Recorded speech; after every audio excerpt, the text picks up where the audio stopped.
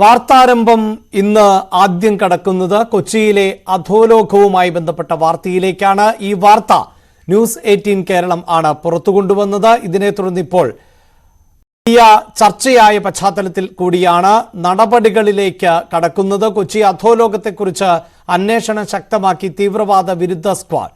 പെരുമ്പാവൂർ അനസിന്റെ സംഘത്തിൽ ഉണ്ടായിരുന്ന കൂടുതൽ പേരെ ചോദ്യം ചെയ്തു വരികയാണ്. ന്യൂസ് 18നോട് വെളിപ്പെടുത്തൽ നടത്തിയ ഇബ്രാഹിം കുട്ടിയെ ചോദ്യം ചെയ്തു കഴിഞ്ഞു. ആലുവയിലെ വീട്ടിൽ എത്തിയാണ് ഇബ്രാഹിം കുട്ടിയിൽ നിന്നും വിവരങ്ങൾ തേടിയത്. ടോം കുര്യാക്കോസ് ആണ് വാർത്തയുടെ വിശദാംശങ്ങളുമായി ചേരുന്നത്. ടോം, നമ്മൾ ഈ വാർത്ത റിപ്പോർട്ട് ചെയ്തതിനെ തുടർന്ന് വലിയ തോതിൽ വിഷയം കേരളത്തിൽ തന്നെ ചർച്ചയായ സാഹചര്യമുണ്ടാകുന്നു. നമ്മുടെ അന്വേഷണ ഏജൻസികൾ, സുരക്ഷാ സംവിധാനങ്ങൾ ഗൗരവത്തോടെ ഈ വാർത്തയെ പിന്തുടരുന്നു. അതിന്റെ അടിസ്ഥാനത്തിലാണ് ഇപ്പോൾ ചോദ്യം ചെയ്യൽ എന്നല്ലേ മനസ്സിലാക്കേണ്ടത്? അഭിലാഷ്, തീർച്ചയായും. കാരണം ഈ കൊച്ചി അധോലോകത്തെ കുറിച്ചും ഗുണ്ടാ നേതാവ് പെരുമ്പാവൂർ അനസിനെ കുറിച്ചും അനസിന് ഒപ്പം ഉണ്ടായിരുന്ന ഔറംഗസേബ് എന്ന ഗുണ്ടാ നേതാവാണ് ന്യൂസ് 18നോട് ആദ്യം വെളിപ്പെടുത്തൽ നടത്തിയത്. അതായത് പെരുമ്പാവൂർ അനസിന്റെ അനധികൃതമായിട്ടുള്ള ഇടപാടുകൾ, കൊട്ടേഷൻ പ്രവർത്തനങ്ങൾ, അതോടൊപ്പം സ്വർണം കടത്ത്, സ്വർണം പൊട്ടിക്കൽ ഉൾപ്പെടെയുള്ള വിഷയങ്ങളെ കുറിച്ച് ഔറംഗസേബ് വെളിപ്പെടുത്തൽ നടത്തിയിരുന്നു. മാത്രമല്ല, പെരുമ്പാവൂർ അനസ് വ്യാജ രേഖകൾ തയ്യാറാക്കി പുതിയതായ പാസ്പോർട്ടിലൂടെ വിദേശത്തേക്ക് കടന്നതായിട്ടുള്ള വിവരങ്ങളും തെളിവുകൾ സഹിതം ന്യൂസ് 18 പുറത്തുവിട്ടിരുന്നു.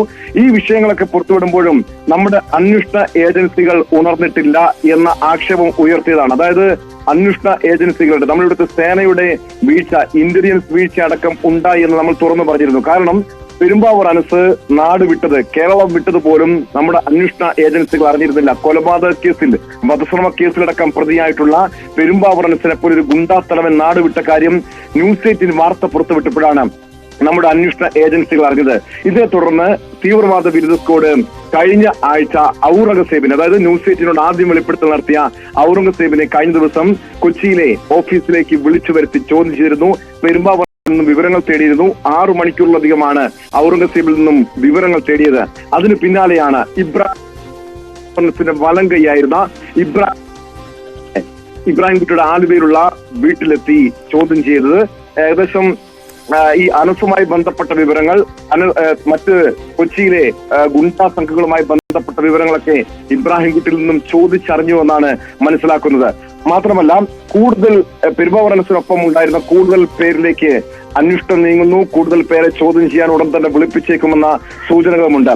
കേരള പോലീസും, അതായത് കേരള പോലീസിന് കീഴിലുള്ള തീവ്രവാദ വിരുദ്ധ സ്ക്വാഡാണ് നിലവിൽ അന്വേഷണം നടത്തുന്നത്. അതോടൊപ്പം തന്നെ ആലുവ, കൊച്ചി പോലീസും ഈ വിഷയത്തില് ഗൗരവത്തോടെയാണ് ഈ വിഷയത്തെ കാണുന്നത്.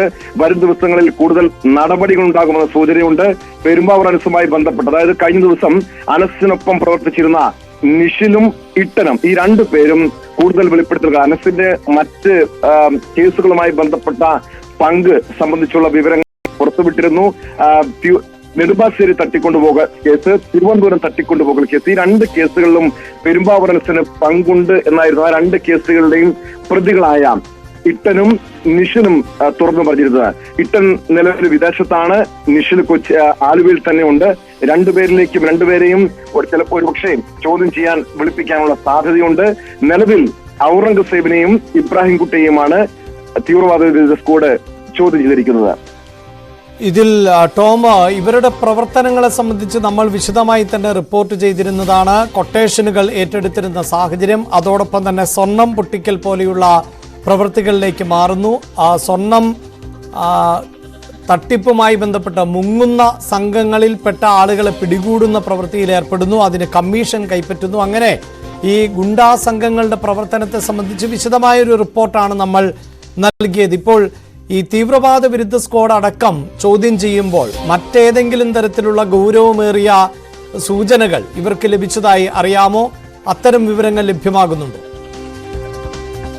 അഭിലാഷ്, അതിൽ ഏറ്റവും പ്രധാനപ്പെട്ട വിവരം, രാജ്യത്തെ സമ്പദ് വ്യവസ്ഥയെ പോലും അട്ടിമറിക്കുന്ന രീതിയിലുള്ള സ്വർണ്ണക്കടത്ത്, സ്വർണം പൊട്ടിക്കൽ കേസാണ് വളരെ ഗൗരവത്തോടു കൂടി കാണേണ്ടത്. കാരണം കൊട്ടേഷൻ പ്രവർത്തനങ്ങൾ കൊച്ചിയിൽ കാലാകാലങ്ങളായിട്ടുള്ളതാണ്.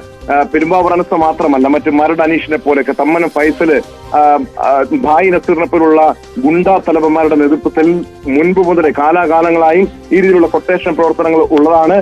ഇവരുടെ ഒരു ഓപ്പറേഷൻ, ഈ കൊട്ടേഷൻ പ്രവർത്തനങ്ങളുടെ രീതി പോലും ഇപ്പോൾ മാറിയിട്ടുണ്ട്. പക്ഷേ ഏറ്റവും ഗൗരവമായി കാണേണ്ടത് ഈ സ്വർണം പൊട്ടിക്കൽ കേസാണ്. ഈ സമീപകാലത്താണ്, അതായത് കഴിഞ്ഞ 2-3 വർഷത്തിനിടയിലാണ് കൊടുവള്ളി കേന്ദ്രീകരിച്ചടക്കം ഈ സ്വർണം പൊട്ടിക്കൽ വളരെ സജീവമാകുന്നത്. ഈ കൊടുവള്ളി സംഘങ്ങളുമായി പെരുമ്പാവൂർ അനസിന് ബന്ധമുണ്ടെന്നും ആ രീതിയിൽ വലിയ രീതിയിൽ സ്വർണം പൊട്ടിക്കൽ, സ്വർണ്ണക്കടത്ത് കേസുകളിലൊക്കെ അനസിന് പങ്കുണ്ടെന്ന വിവരം അനസിന്റെ സംഘങ്ങൾ തന്നെയാണ് വെളിപ്പെടുത്തൽ നടത്തിയിരിക്കുന്നത്. അത് ഒരുപക്ഷെ ഈ കേസുകളിലൊക്കെ അനസ് പ്രതിയല്ല, അതുകൊണ്ട് തന്നെ അനസിനെ ഈ കേസുകളിലും പ്രതി ചേർക്കാനുള്ള സാധ്യതയുണ്ട്. അതുമായി ബന്ധപ്പെട്ട കാര്യങ്ങൾ തന്നെയാണ് ഇപ്പോൾ കേരള പോലീസ് പരിശോധിക്കുന്നത്. കാരണം നെടുമ്പാശ്ശേരി തട്ടിക്കൊണ്ടുപോകൽ കേസ് ഏറെ ഗൗരവത്തോടു കൂടി കാണേണ്ടതാണ്. തിരുവനന്തപുരം തട്ടിക്കൊണ്ടുപോകൽ കേസും ഇത് ഈ സ്വർണം പൊട്ടിക്കലിന്റെ ഭാഗമായിട്ടിരുന്നു. അതോടൊപ്പം ഈ കൊടുവള്ളി സംഘത്തിന്റെ കീഴിലുള്ള ഈ സ്വർണം പൊട്ടിക്കൽ കേസുമായി ബന്ധപ്പെട്ട് അന്ന് ഈ രാമനാട്ടുകരയിൽ ഉണ്ടായ വാഹനാപകടം, ആ വാഹനാപകടത്തിൽ കൊല്ലപ്പെട്ടത് അനസിന്റെ സംഘങ്ങളായിരുന്നു എന്നാണ് അനസിനൊപ്പം ഉണ്ടായിരുന്ന ഔറംഗസേബും നിഷിനും ഇബ്രാഹിം കുട്ടിയും വെളിപ്പെടുത്തിയത്. അതുകൊണ്ട് തന്നെയാണ് ഈ കേസുകളിലേക്കും അനസിന്റെ പങ്ക് സംബന്ധിച്ചുള്ള അന്വേഷണം നീങ്ങുന്നത്. നിലവില് തീവ്രവാദ വിരുദ്ധ സ്ക്വാഡ് മാത്രമാണ് ഇതിന്റെ ഒരു പ്രാരംഭ നടപടികൾ, അന്വേഷണത്തിന്റെ പ്രാരംഭ നടപടികൾ ഉള്ളതെങ്കിൽ മറ്റ് സേനകൾ, അതായത് പോലീസ്, അതോടൊപ്പം ദേശീയ ഏജൻസികളും ഇക്കാര്യങ്ങൾ നിരീക്ഷിക്കുന്നുണ്ട്. കേന്ദ്ര ഇന്റലിജൻസ് ഈ കേസുമായി, അതായത് ന്യൂസ് 8 നൽകിയ അഭിമുഖത്തിന് പിന്നാലെ പെരുമ്പാവൂർ അനസിന്റെയും കൊച്ചിയിലെ അധോലോകത്തെക്കുറിച്ചുള്ള അന്വേഷണങ്ങൾ കൃത്യമായും നിരീക്ഷിക്കുകയാണ്. അനസ് വ്യാജരേഖകൾ തയ്യാറാക്കി പുതിയ പാസ്പോർട്ടിലൂടെയും വിദേശത്തേക്ക് കടന്ന കാര്യമാണ് ഏറെ ഗൗരവത്തോടു കൂടി കാണുന്നത്. അതുകൊണ്ട് തന്നെ ഇത് ഏത് രീതിയിലായിരിക്കും അനസിന്റെ പാസ്പോർട്ട് റദ്ദാക്കുന്നതടക്കമുള്ള നടപടികളെ കുറിച്ച് നിലവിൽ ആലോചിക്കുന്നുണ്ട്. രാജ്യവിരുദ്ധ പ്രവർത്തനങ്ങൾ നടത്തിയിട്ടുണ്ടോ തുടങ്ങിയ കാര്യങ്ങളും പരിശോധിക്കുകയാണ്. അതോടൊപ്പം അഭിലാഷ് ചോദിച്ചതുപോലെ, കാരണം ഇത് എത്രത്തോളം ഗൗരവമുള്ള വിഷയമാണെന്ന് ചോദിച്ചു കഴിഞ്ഞാൽ, ഒരു സാധാരണ രീതിയിലുള്ള കൊച്ചിയിലെ ഒരു ഗുണ്ടാ പ്രവർത്തനത്തിനപ്പുറം മറ്റ് നിയമവിരുദ്ധമായിട്ടുള്ള നിരവധി ഇടപാടുകൾ ഇവർ നടത്തുന്നുണ്ട്. ലഹരി ഇടപാടുകൾ, സ്പിരിറ്റ് കടത്ത്, അതോടൊപ്പം സ്വർണ്ണക്കടത്ത്, അങ്ങനെയുള്ള കാര്യങ്ങളാണ് ഏറെ ഗൗരവത്തോടു കൂടി കാണേണ്ടത്. സ്വാഭാവികമായും അതുകൊണ്ട് തന്നെ സംസ്ഥാനത്തെ അന്വേഷണ ഏജൻസികൾ മാത്രമല്ല കേന്ദ്ര ഏജൻസികളും ഇക്കാര്യങ്ങൾ നിരീക്ഷിച്ചു വരികയാണ്. തീർച്ചയായും ടോം സൂചിപ്പിക്കുന്നത് പോലെ നമ്മൾ നൽകിയ വാർത്തകളിൽ കൃത്യമായ ആധികാരികമായി നമുക്ക് ലഭിച്ച വിവരങ്ങളുടെ അടിസ്ഥാനത്തിലുള്ള ഇൻപുട്ടുകളാണ് നമ്മൾ പ്രേക്ഷകർക്ക് നൽകിയത്. ഒരുപക്ഷെ ഇത്തരം ഗുണ്ടാ സംഘങ്ങൾ നിരവധി ഉണ്ടാകാം കേരളത്തിൽ. കേരളം സമാധാനത്തിന്റെ നാടാണ് എന്ന് പറയുമ്പോൾ, സുരക്ഷാ വിഷയങ്ങളെ മറ്റ് സംസ്ഥാനങ്ങളെക്കാൾ മുന്നിലാണ് എന്ന് പറയുമ്പോൾ, ഇത്തരം ഈ സ്വർണ്ണക്കടത്ത്, സ്വർണം പൊട്ടിക്കൽ പോലെയുള്ള പല കേസുകളും നിയമത്തിന് മുന്നിലേക്ക് എത്താറില്ല, അന്വേഷണ സംഘത്തിന്റെ ദൃഷ്ടിയിൽപ്പെടാറില്ല എന്നതും വസ്തുതയാണ്. അപ്പോൾ കൂടുതൽ സംഘങ്ങൾ ഈ തരത്തിലുണ്ടോ? അങ്ങനെ കൂടുതൽ അന്വേഷണം വ്യാപിപ്പിക്കുവാനുള്ള സാധ്യത കാണുന്നുണ്ടോ? അഭിലാഷ്, ഈ സ്വർണം പൊട്ടിക്കലിനെ കുറിച്ച് പെരുമ്പാവൂർ അനസിന്റെ ഒപ്പം ഉണ്ടായിരുന്നവർ തന്നെ വളരെ തുറന്നു പറഞ്ഞ കാര്യമുണ്ട്. എന്തുകൊണ്ടാണ് ഈ സ്വർണം പൊട്ടിക്കൽ കേസുമായി ബന്ധപ്പെട്ട അന്വേഷണം മുന്നോട്ട് പോവാത്തതെന്ന്. കാരണം ഇത്തരം കേസുകളിൽ പരാതിക്കാർ മുന്നോട്ട് വരാറില്ല. അതായത് ആക്രമണത്തിന് ഇരകളാകുന്നവർ പരാതിയുമായി പോലീസിനെയോ മറ്റ് ഏജൻസികളെ സമീപിക്കാറില്ല. സ്വർണ്ണക്കടത്ത് തന്നെ അത് നിയമവിരുദ്ധമായിട്ടുള്ള ഇടപാടാണ്. സ്വാഭാവികമായും ആ നിയമവിരുദ്ധമായി രാജ്യത്തെത്തിക്കുന്ന സ്വർണം അത് കടത്തിക്കൊണ്ടുപോകുന്ന ഒരു രീതി പോലും സ്വാഭാവികമായും അതിനൊരു കമ്മീഷനാണ് ഇവർക്ക് ലഭിക്കുന്നത്. ഈ ഗുണ്ടാ സംഘങ്ങൾക്ക് 20% കമ്മീഷൻ ലഭിക്കുന്നു. അത് ഈ സ്വർണം പൊട്ടിക്കുന്നവർ വീതിച്ചെടുക്കുന്നു. അങ്ങനെയാണ് ഇവരുടെ പ്രവർത്തനങ്ങൾ. പലപ്പോഴും പരാതികളോ പിന്നീട് ഇതുമായി ബന്ധപ്പെട്ട അന്വേഷണമോ ഉണ്ടാകാറില്ല. പക്ഷെ എന്തുകൊണ്ടാണ് ഈ തിരുവനന്തപുരം നെടുമ്പാശ്ശേരി തട്ടിക്കൊണ്ടുപോകൽ കേസുമായി ബന്ധപ്പെട്ട് പരാതിയും അന്വേഷണവും ഉണ്ടായെന്ന് ചോദിച്ചാൽ, അവിടെ ആളുമാറിയുള്ള തട്ടിക്കൊണ്ടുപോകലാണ് യഥാർത്ഥത്തിൽ സംഭവിച്ചത്. കാരണം സ്വർണം കടത്തി ഇവിടെ കൃത്യമായും വിദേശത്തു നിന്നും ഒരാൾ സ്വർണം കടത്തിക്കൊണ്ടുവരുമ്പോൾ ഇവിടെ സ്വർണം പൊട്ടിക്കാൻ നിൽക്കുന്ന ആളുകൾക്ക് വിദേശത്തു നിന്നുള്ള ആ സ്വർണ്ണക്കടത്ത് സംഘം വിവരങ്ങൾ കൈമാറും. ആരാണ് സ്വർണം കൊണ്ടുവരുന്നത്, അവരെ കുറിച്ചുള്ള വിവരങ്ങൾ കൈമാറും. അങ്ങനെ ആളുമാറിയാണ് തിരുവനന്തപുരത്തും തട്ടിക്കൊണ്ടുപോകൽ ഉണ്ടായത്. പിന്നീട് അവരെ മർദ്ദിച്ച ശേഷം മോചിപ്പിക്കുന്നു. ഈ ആക്രമണത്തിന് ഇരകളായവരാണ് പോലീസിനെ പരാതിയുമായി സമീപിക്കുന്നത്.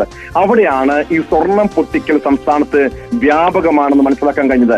രാമനാട്ടുകരയിലെ അപകടത്തെ തുടർന്നാണ്, 5 പേർ കൊല്ലപ്പെട്ട സംഭവത്തെ തുടർന്നാണ് ഈ കൊടുവള്ളി കേന്ദ്രീകരിച്ച് വ്യാപകമായ രീതിയിൽ സ്വർണം പൊട്ടിക്കൽ നടക്കുന്നുണ്ടെന്ന് മനസ്സിലാക്കാൻ കഴിഞ്ഞത്. മാത്രമല്ല, കാസർഗോഡും മലപ്പുറം ഉൾപ്പെടെയുള്ള ജില്ലകളിലെ നിരവധി യുവാക്കൾ ആക്രമണത്തിന് ഇരകളായിരുന്നു. കാരണം ഈ സ്വർണം പൊട്ടിക്കലിനെ തുടർന്ന് ഇതുമായി ബന്ധപ്പെട്ട കബളിപ്പിക്കൽ, ഈ സംഘങ്ങൾ തന്നെ വലിയ ചതിയും വഞ്ചനയും ഉണ്ടെന്ന് മനസ്സിലാക്കിയതിനെ തുടർന്ന് സ്വർണം കടത്തിക്കൊണ്ടുവന്നവരെ പിന്നീട് തട്ടിക്കൊണ്ടുപോവുകയും നിരവധി കൊലപാതകങ്ങൾ, നിരവധി ആക്രമണ കേസുകൾ ഈ സമീപകാലത്ത് മാത്രം റിപ്പോർട്ട് ചെയ്തതാണ്. അതായത് നമ്മൾ മനസ്സിലാക്കേണ്ടത് ഈ പെരുമ്പാവൂർ അനസ് കേന്ദ്രീകരിച്ച് മാത്രമല്ല, കൊച്ചി കേന്ദ്രീകരിച്ച് മാത്രമല്ല, സംസ്ഥാനത്തെ വിവിധ ഇടങ്ങളിൽ കൊട്ടേഷൻ സംഘങ്ങൾ ഇപ്പോൾ ഈ സ്വർണം പൊട്ടിക്കലിലേക്കും സ്വർണം കടത്തിലേക്കും അവരുടെ പ്രവർത്തന രീതി മാറ്റിയിരിക്കുന്നു എന്നുള്ളത്. കാരണം ഇതിൽ വലിയ രീതിയിലുള്ള ഒരു ലാഭം ഇവർക്ക് ലഭിക്കുന്നുണ്ട്. ഒരു 20% ആണ് ഈ കൊട്ടേഷൻ സംഘങ്ങൾക്ക് ഇതിന്റെ വിഹിതം ലഭിക്കുന്നത്. അതുകൊണ്ടാണ് ആ രീതിയിൽ അവരുടെ പ്രവർത്തന രീതി പോലും മാറുന്നത്. സ്വാഭാവികമായും ഇത് പരാതികളില്ല. നമുക്ക് നിലവിൽ ഇത്തരം അപകടങ്ങളും തട്ടിക്കൊണ്ടുപോകലിനെ തുടർന്നുള്ള കൊലപാതകവും ആളുമായുള്ള തട്ടിക്കൊണ്ടുപോകലും നടക്കുമ്പോൾ മാത്രമാണ് ഇത് പരാതിയും പോലീസിന്റെ അന്വേഷണവും നടക്കുന്നതും. അഭിലാഷ്, കൊച്ചി അധോലോകത്തെ സംബന്ധിച്ച വാർത്ത ന്യൂസ് 18 ആണ് പുറത്തുവിട്ടത്. വ്യാപകമായി കൊട്ടേഷൻ സംഘങ്ങളെ സംബന്ധിച്ച റിപ്പോർട്ടുകൾ, ഒപ്പം സ്വർണം പൊട്ടിക്കൽ പോലെയുള്ള അനധികൃത ഇടപാടുകൾ ഉൾപ്പെടെയുള്ള വിവരങ്ങൾ ആയിരുന്നു രേഖകളുടെ അടിസ്ഥാനത്തിൽ ന്യൂസ് 18 പങ്കുവച്ചത്. ആ വിഷയത്തിൽ ആണിപ്പോൾ അടിയന്തരമായി ഇടപെടൽ ഉണ്ടാകുന്നത്. തീവ്രവാദ വിരുദ്ധ സ്ക്വാഡ് അടക്കം ഈ സംഘാംഗങ്ങളെ ചോദ്യം ചെയ്ത് വരികയാണ്. വാർത്തയുടെ വിശദാംശങ്ങളാണ് ടോം കുര്യാക്കോസ് നൽകിയത്. വാർത്താരംഭം ഇനി.